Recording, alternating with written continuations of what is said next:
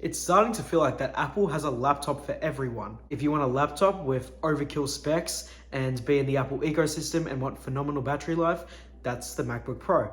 But if you want more of a simple laptop that's sleek and lightweight and really good for travel and works for probably 80% of people, with phenomenal battery life, and that is the MacBook Air. And we're actually going to be talking about the MacBook Air today, specifically this one. This is the very slim and light MacBook Air M2, and we're going to be seeing how well this holds up mid 2024. This was released back in 2022 from my knowledge. If I'm wrong, I'll put something up. Nearly 2 years later, we're going to be seeing how well this thing holds up.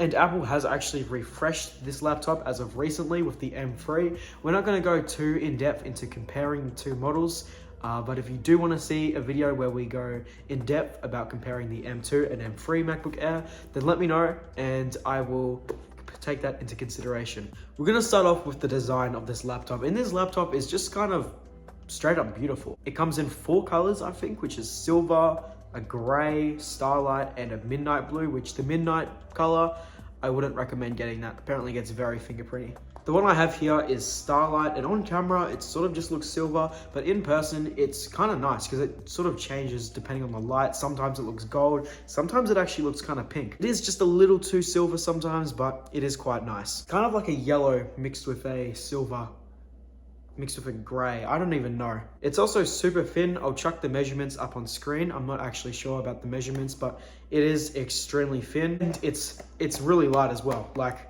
super light. Considering all the power and like the battery life this has, the weight and thinness is just amazing. And overall, this is just a really well-built product. It has the metal chassis that we're all used to with MacBooks, so it'll hold up really well, good with heat and everything. And the hinge, like MacBook hinges are just so nice to just open. Like the build quality on Macs have always been really, really good. Now, if we go back to the body, you'll see we have 2 USB-C ports that you can plug in your accessories. You can also charge through them if you'd like, but then there's also a MagSafe port, which is also for charging. On the other side, they've crammed a little headphone jack in there, and it just shows you how thin the laptop is because it's just hanging in there. If we actually have a look at the design inside of the laptop, this is when things start to get interesting. Well, I guess interesting. You have the Magic Keyboard, which this is one of Apple's best keyboards in my opinion. At least it's not the butterfly keyboard.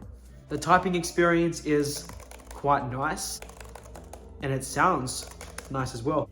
The travel is pretty good. You can type fairly fast on it. You have your Touch ID and lock buttons, so I can click that and it'll lock, and I can rest my finger on it and it will unlock. Below, you have the massive trackpad, which is fantastic. I love the MacBook trackpads. I think Mac trackpads are probably the best trackpads in any laptops. I haven't really tried a lot of other laptops with good trackpads, but the Mac, really good trackpads. One of the best things about it is you can just tap in any direction and it will click, and you don't actually need to click hard in the top corners because this trackpad is actually a solid piece of glass and it doesn't really move.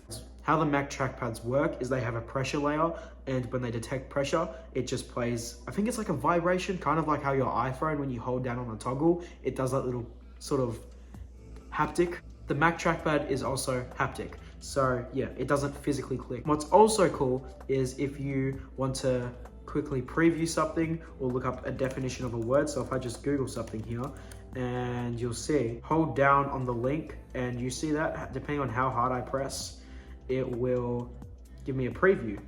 What else is cool about this trackpad is if you want to look up the definition of something, you can just hover over a word, click hard on it, and it'll bring up the dictionary. I love Mac trackpads. I need to shut up about the trackpad. Now, the display on this laptop is still fantastic.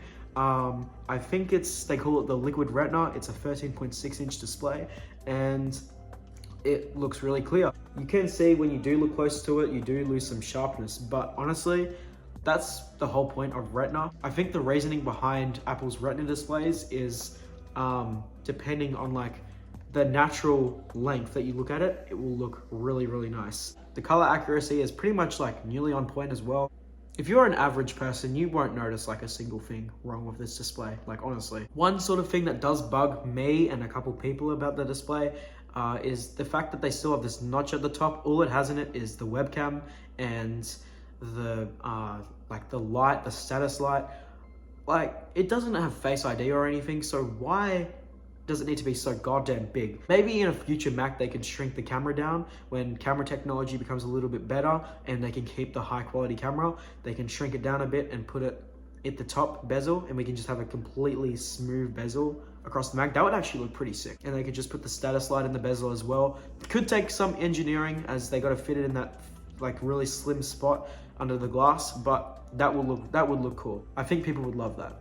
Now, if we talk about performance, this is the M2 chip, and it has 8 gigabytes of RAM, this Mac. Now, a lot of people say don't get the 8 gigabytes of RAM, which I can kind of see why, okay? 8 gigabytes of RAM in 2024 is absolutely terrible and crazy. Like, the fact that Apple sells a laptop with 8 gigs of RAM in 2024, that's just kind of weird. But the way that macOS optimizes things, if you're an average person, you're honestly fine. Like my mom, she uses this laptop, and like the 4 gigabytes of RAM suits her perfectly. Okay, the only reason you probably need more is if you're big into video editing. I've edited videos on this before, not with Final Cut or anything, but on iMovie, and it flies through it. It's fine. It's honestly fine.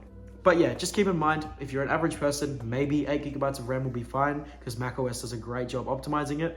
But I mean, if you're doing a lot more complex stuff, you may as well get the 16 gigabytes or just jump up to a MacBook Pro. Performance has never really been an issue. You can have a bunch of apps open at once. So I'll just open up Safari, Chrome, Photos, and maybe I'll put on Reminders, Calendar.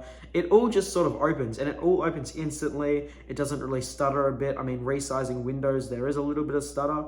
Like, yeah, it's kind of stuttery resizing windows, but I mean, honestly, it's fine. It's all fine. I can just open a bunch of tabs here, and it's fine. Let's just forget about everything I said. The display is fantastic. You won't notice any flaws. Keyboard, great. Design, it's slim, compact, lightweight, really well made, and just a well-built laptop in general. If I actually go to the camera of this laptop, I'll give you a quick idea of the camera quality. So just saying, it isn't great, but like for video calls, it's fine, and it's way better than a lot of other laptops out there. I'm not gonna demo this right now, as I don't actually have the MagSafe stand for my phone, and it's kind of clunky without it. If you don't like the camera quality, there's always continuity camera, which is fantastic. I love continuity camera. It just lets you put your iPhone on top of your Mac and use your iPhone as a webcam. It's a good feature, good feature. Now we are recording this on the MacBook Air, and honestly, I mean, the mic quality, you can judge that for yourself. Camera quality for video calls, this is fine, honestly. So should you still buy this Mac in 2024? And if so, who is it for?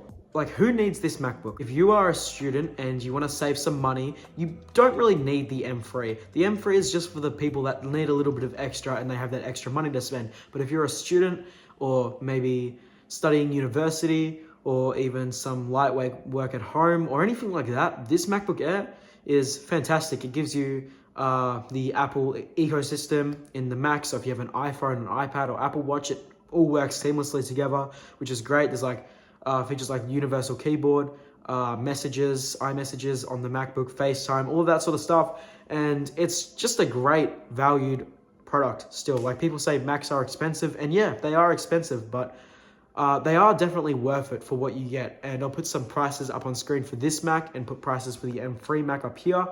Once again, if you want to see a video where I compare the M3 Mac and M2 MacBook, then let me know in the comments below or message me, and yeah, I will get that sorted, and I might take that into consideration and make a video on that. Anyways, thank you for watching this video. If you did enjoy it, definitely let me know in the comments what I should improve on with my videos, because I want to make the best videos for you guys as possible, as we are growing and I don't want to disappoint with my videos. And also, if you really enjoyed it, if you're not subscribed yet and you want to subscribe, that would mean the world to me. Also, check out some of my other videos I'll display at the end card.